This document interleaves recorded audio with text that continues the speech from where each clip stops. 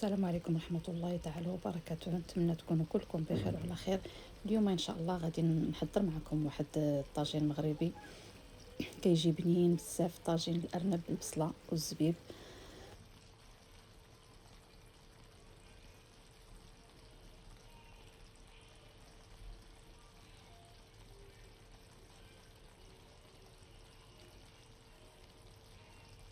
نبداو بالمقادير وطريقه التحضير. في الطاجين نقطع البصله المطيشه وغنضيف معاهم شويه ديال الزيت، زيت الزيتون خلطه مع زيت المائده يتشحروا مزيان، وغادي نضيف لهم الثومه مقطعه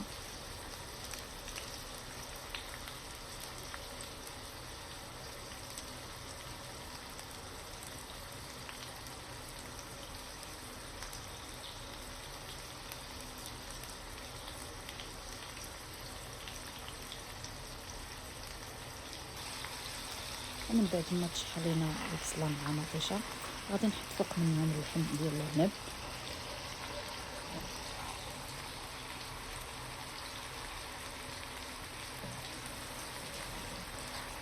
هنا كناخذ واحد جوج بصلات كنقيهم ونقطعهم شرائح وكنضيفهم فوق اللحم.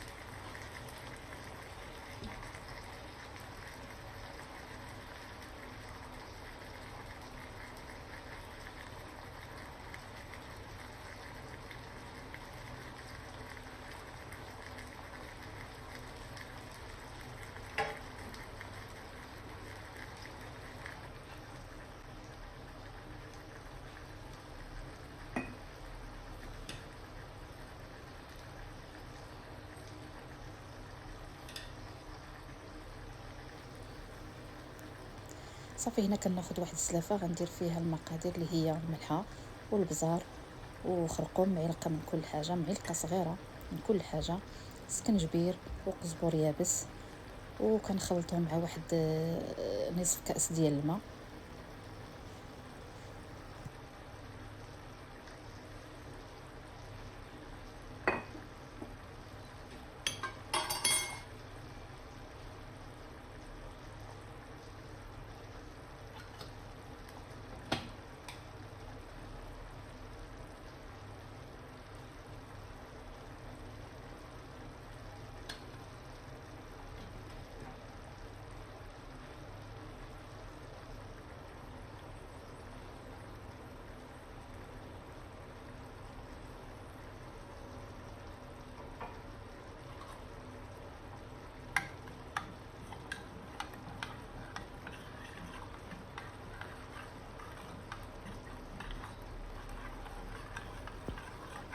صافي كنخلط هاد المقادير كامله وغادي نخويهم فوق البصله.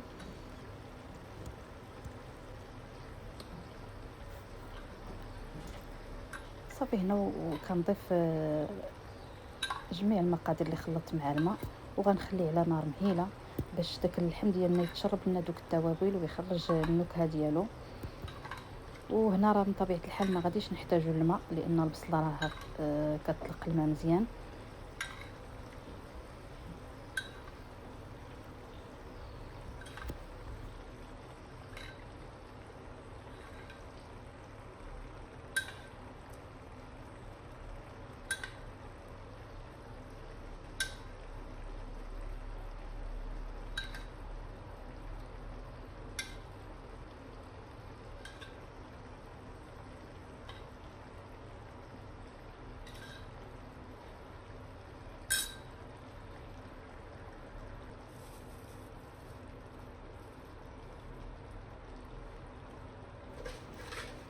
وضفت شويه ديال قزبر ومعدنوس.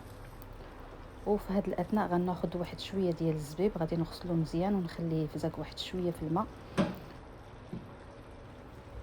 صافي هنا غادي نغطي على الطاجين ونخلي البصله حتى يدخل معها شويه الطياب، وغادي نضيف الزبيب اللي غسلناه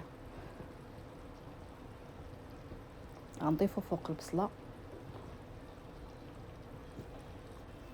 وغنخليه حتى يتعسل مع البصله مزيان.